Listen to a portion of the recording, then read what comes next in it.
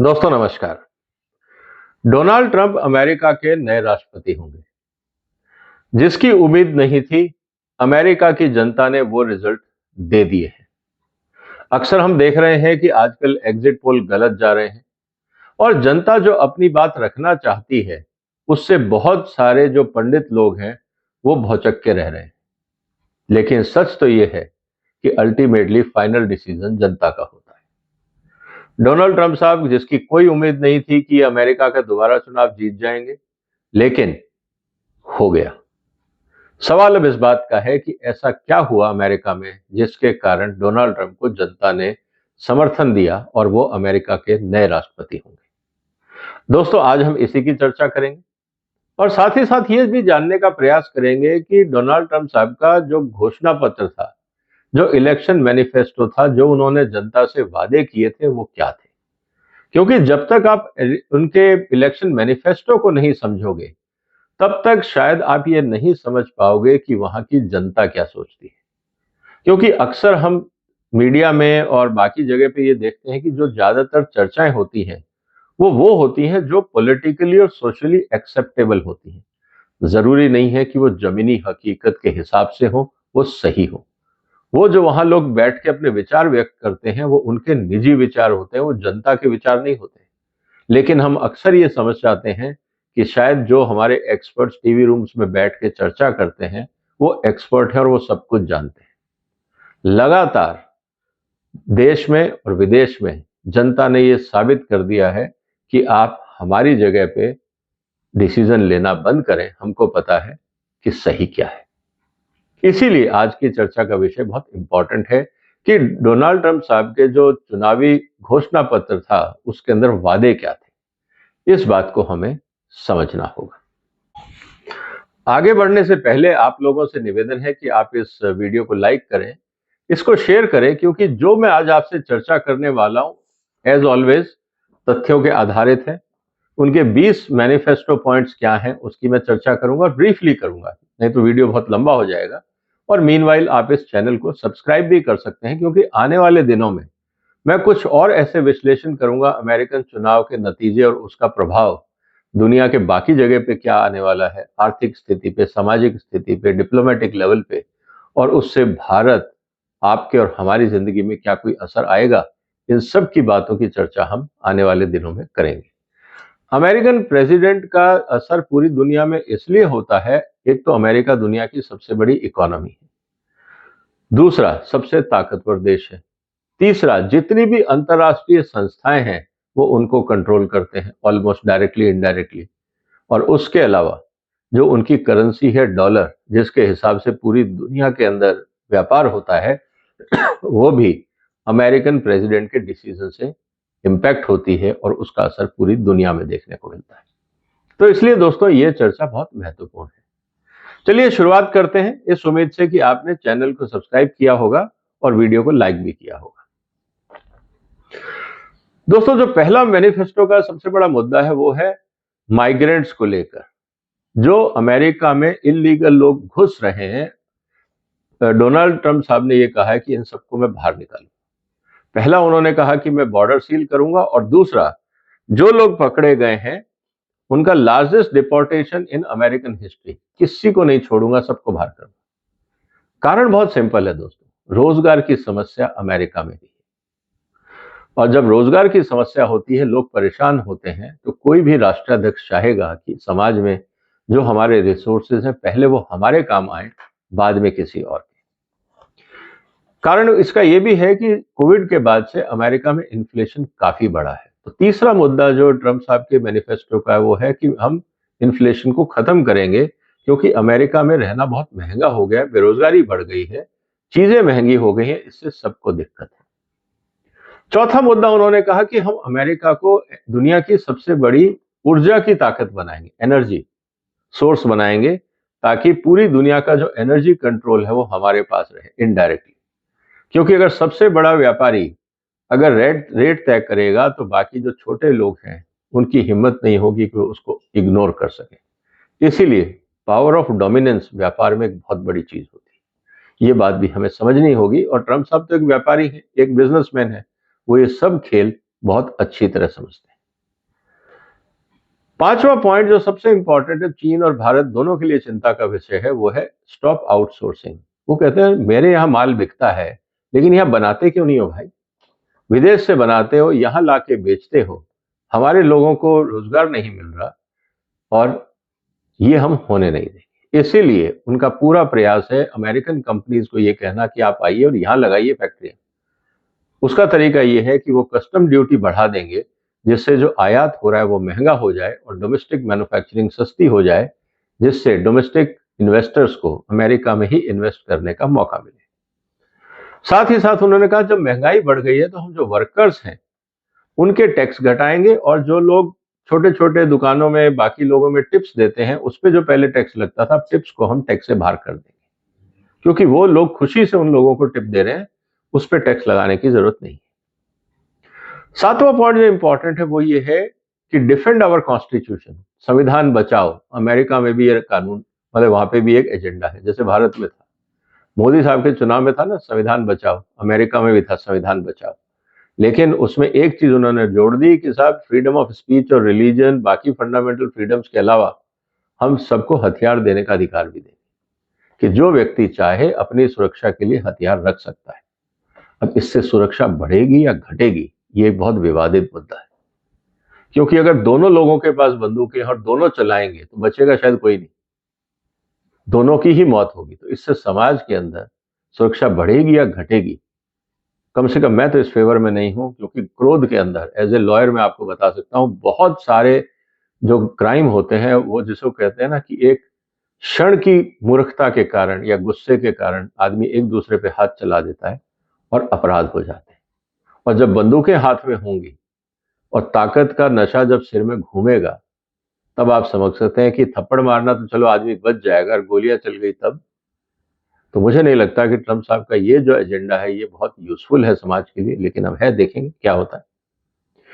फिर उन्होंने कहा कि साहब मैं तीसरा वर्ल्ड वार नहीं होने दूंगा, क्योंकि मुझे यूरोप और मिडिल ईस्ट में शांति चाहिए।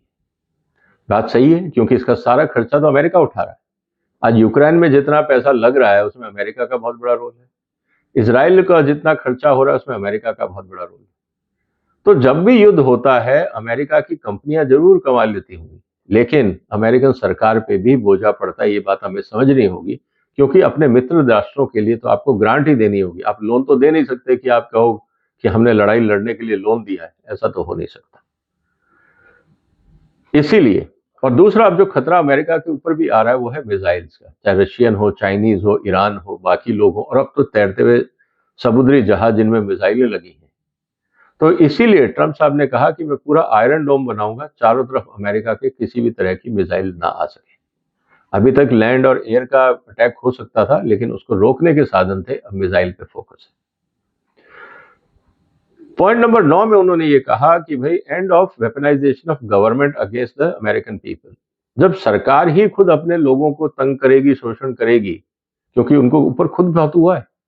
जब ट्रंप साहब अपोजिशन में थे उनके ऊपर दुनिया भर के केस किए गए सरकार के द्वारा, सेक्सुअल मिसकंडक्ट का, एसेट्स मिस अप्रोप्रिएशन का, टैक्स इवेजन का, दुनिया भर के। तो उनको लगता है कि जैसे उनके साथ सरकार ने छलावा किया या उनको तंग किया, प्रताड़ित किया, और कोई नागरिक के साथ ऐसा ना हो जाए, इसीलिए वो ये कहते हैं कि मैं सरकारी कानून भी बदलने का प्रयास करूंगा।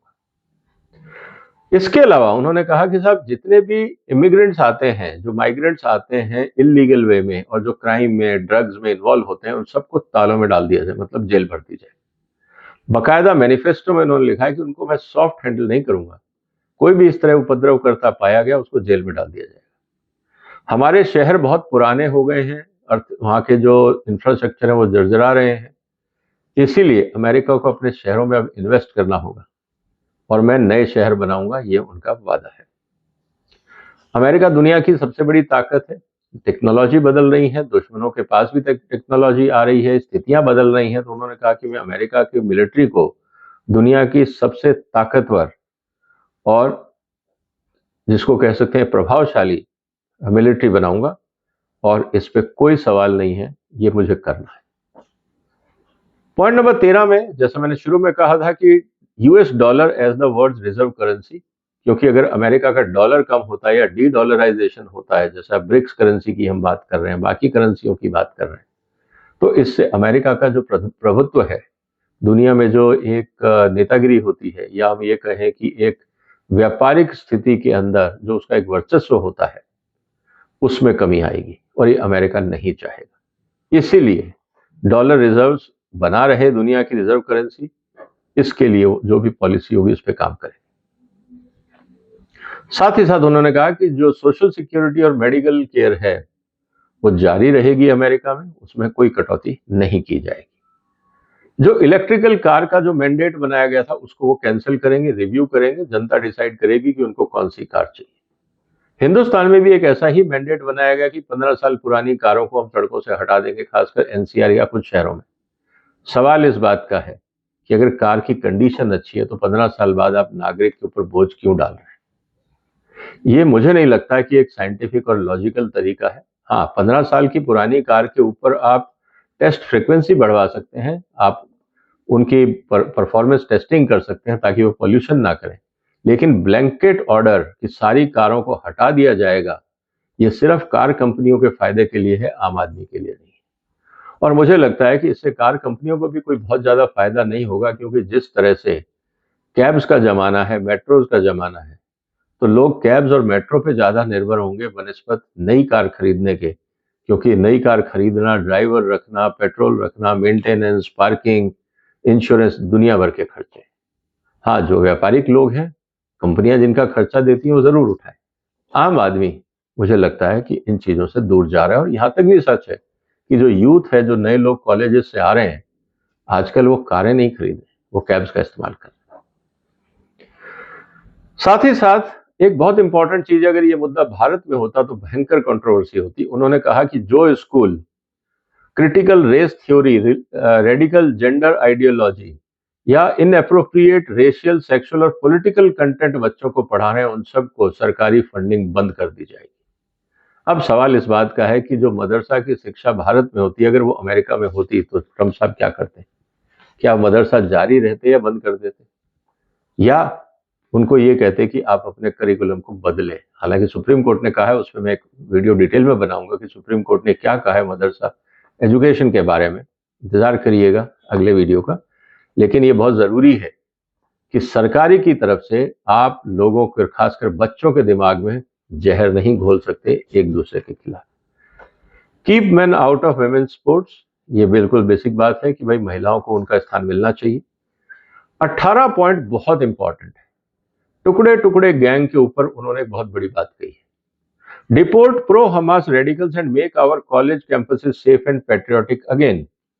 कि जब इजराइल हमास के बीच में लड़ाई चल रही थी तो अमेरिका के बहुत सारे कैंपसेस में pro Hamas anti Israel slogan हुए, नारेबाजी हुई, जुलूस निकले, उन्होंने इन सबको बाहर निकाला। ये अमेरिका में इनकी जगह नहीं है। हमास उनकी नजर में एक टेररिस्ट ग्रुप और है भी। अगर आपको लगता है कि मैं गलत बोल रहा हूं तो आप नेट पे जाइए, हमास का चार्टर डाउनलोड करिए और उसको पढ़िए। उसमें साफ साफ लिखा है कि दुनिया में जब तक एक भी इजरायली रहेगा, हम ये युद्ध जारी रखेंगे और हमारा एकमात्र मकसद है इजराइल को दुनिया से खत्म करना। अब ये बात तो कोई रिलीजियस या कोई सोशल ऑर्गेनाइजेशन तो कर नहीं सकती।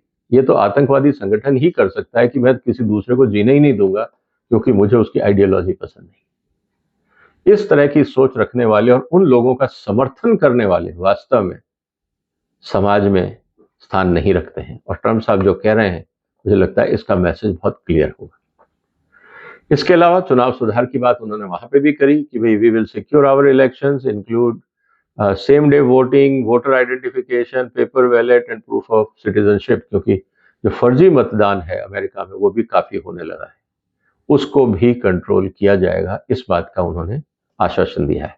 और आखिरी पॉइंट जिसके लिए उन्होंने चुनाव लड़ा, वो ये बोलते हैं, unite our country by bringing it to a new and record level of success. इसीलिए उनका जो कैंपेन है वो यही था, to make America great again. तो अमेरिका को सक्सेसफुल बनाना है, इफेक्टिव बनाना है, पावरफुल बनाना है, हर स्थिति में अमेरिका को देखना है। दोस्तों, ये पूरा चुनाव मैनिफेस्टो जो 20 पॉइंट हैं ट्रम्प साहब के, वो मैंने क्यों पढ़े? क्योंकि इस पूरे मैनिफेस्टो में कहीं पे भी फ्री लॉलीपॉप्स की बात नहीं कही गई कि हमको फ्री बिजली, फ्री पानी, ये वो। ऐसा नहीं है कि वहां गरीबी नहीं है, लेकिन उन्होंने कहा कि हमें मक्कारी नहीं चाहिए। देश का पैसा देश के विकास में लगे, लोगों के रोजगार क्रिएशन में लगे, इंफ्रास्ट्रक्चर इंप्रूवमेंट में लगे। ये नहीं कि देश का जो लिमिटेड संसाधन है उसको आप खा पी जाएं और फिर कहें सड़कें खराब है, सड़कें टूटी हुई है, हवाई जहाज नहीं टाइम पे चल रहे, रेलवे नहीं है, हॉस्पिटल नहीं है, स्कूल नहीं है। खा जाओगे तो कहां से बनेगा? इसीलिए हमें समझना होगा कि भारत के जो राजनीतिज्ञ हैं, जो हमारे नेता लोग हैं, उनको देश की चिंता नहीं है, उनको कुर्सी की चिंता है। दोनों में बहुत फर्क है। अब देश की जनता को सोचना है कि उनको कुर्सी वाले नेता चाहिए या देश का विकास करने वाले नेता चाहिए। और यही बात अमेरिकन इलेक्टोरल में कहा कि ठीक है, ट्रंप साहब के ऊपर आपने 50 एलिगेशन लगाए, उनको बदनाम करने का पूरा प्रयास किया, लेकिन हमें तो ट्रंप चाहिए। और वही तो निर्णय अमेरिकन जनता ने दिया है। अब बैठ के आप डिबेट करते रहिए कि क्या सही था, क्या गलत था, लेकिन मुझे लगता है जनता सही है, उसका हमें सम्मान करना होगा। यही डेमोक्रेसी। तो दोस्तों, आपको क्या लगता है कि आने वाले दिनों में ट्रंप साहब के आने से दुनिया में 2-3 जो सबसे बड़े बदलाव आप देखते हैं वो क्या होंगे? कमेंट बॉक्स में लिखिएगा। इस वीडियो को शेयर करिए, लाइक करिए, चैनल सब्सक्राइब करिए और अगले वीडियो का इंतजार करिए, एक और महत्वपूर्ण मुद्दा। तब तक आप अपना ध्यान रखिएगा। फिलहाल वंदे मातरम।